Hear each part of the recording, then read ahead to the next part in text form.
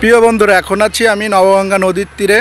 আর এই যে আমাদের নবগঙ্গা নদী দেখতে পারতেছেন, দীর্ঘদিন জলাবদ্ধতার কারণে কচুরিপানা তৈরি হয়েছে এবং তার পাড় ঘেঁষে তৈরি হয়েছে ঘাসের জমি, যে জমিতে কৃষকরা তাদের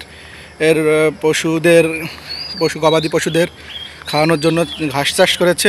এই দেখতেছেন খুব সুন্দর ঘাস হয়েছে, বিভিন্ন জাতের ঘাস হয়েছে। দেখতে পাচ্ছেন বিভিন্ন জাতের ঘাস হয়েছে।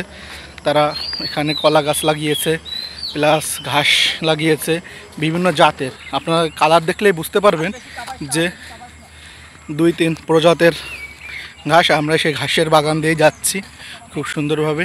আর যতদূর চোখ যায় ততদূরই ঘাসটা লাগানো দেখতে পাচ্ছেন। ঘাসের কোয়ালিটিটাও খুব আলহামদুলিল্লাহ খুবই ভালো হয়েছে। এই যে দেখতে পাচ্ছেন ঘাস বাগানের পাশেই অন্য আবার মনে করেন কি চাষ, এই যে পাট লাগাইছে, কী লাগাইছে ঘাসটা দেখেন। আর আমাদের নবগঙ্গায় যে পাড় ঘেঁষে বাড়ি, আর এই যে নবগঙ্গার নদী, যেখানে জলাবদ্ধতার কারণে কচুরিপানা তৈরি হয়েছে জোয়ার ভাটা না থাকার কারণে। হয়তো অল্প দিনের ভিতরেই জোয়ার ভাটা শুরু হয়ে যাবে, আমাদের এই কচুরি আর থাকবে না। দেখতে পাচ্ছেন কী পরিমাণ ঘাস। আমি এখন আপনাদের ঘাস দেখানোর চেষ্টা করতেছি।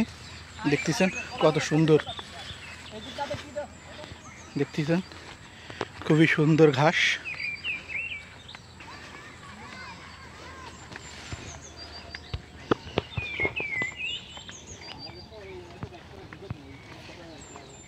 দেখেন কি পরিমাণ ঘাস, সব জায়গায় যেদিক যাবেন সেদিক ঘাস। ঘাস ছাড়া কোনো নাই, অনেক ঘাস। এখানে যত দূর চোখ যায় তত দূর ঘাসের সমারোহ। কৃষকরা এই জায়গায় ঘাস চাষ করে প্রচুর পরিমাণে লাভবান হয়েছে, যে কারণে সবাই মনে করেন কি চাষ করেছে এই ঘাস। আর পাশাপাশি ঘাসের পাশাপাশি কলা গাছ লাগাইছে, এটা একটা বাড়তি আয়। এছাড়াও বিভিন্ন সবজি গাছ লাগাইছে, যে সবজি গাছ থেকে তারা অনেক সবজি পায়। এই দেখেন কলার কোয়ালিটিও খুব মাশাআল্লাহ খুব ভালো হয়েছে। এটা দেখতে পাচ্ছেন কলা, এটা রুম্বি কলা, আর ওই যে এটা আনাজি কলা, আরও সামনে দেখেন কলা আর ঘাস আর অনেক কিছু আছে। এই যে দেখেন পাহাড়ের মতন হয়ে গেছে উচ্চতা, কারণ মাটিটা কেটে এখানে রাখার কারণে একটা টিলার মতন তৈরি হয়েছে, যে টিলায় কৃষকরা তাদের গবাদি পশুর জন্য ঘাস চাষ করেছে।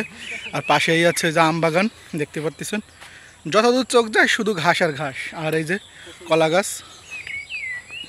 কলা গাছের কোয়ালিটিটা আমি মাশাআল্লাহ বলবো, কারণ কি আপনারা দেখলেই বুঝতে পারবেন কলার কোয়ালিটিটা কত সুন্দর হয়েছে। কলার সাইজগুলো অনেক ভালো মাশাআল্লাহ, নদীর পাড় হিসেবে। হ্যাঁ দেখতেছেন খুবই সুন্দর হয়েছে। এবার আমেরও অনেক ভালো ফলন হয়েছে। দেখতে পাচ্ছেন ঘাস বাগানের পাশে আম বাগান, যে আম বাগানে আম হয়েছে থোকায় থোকায় রসালো, যেটা আমাদের জ্যৈষ্ঠের আমাদের একটা রসালো ফল, আমকে বলা হয় ফলের রাজা আম। ধন্যবাদ সবাইকে।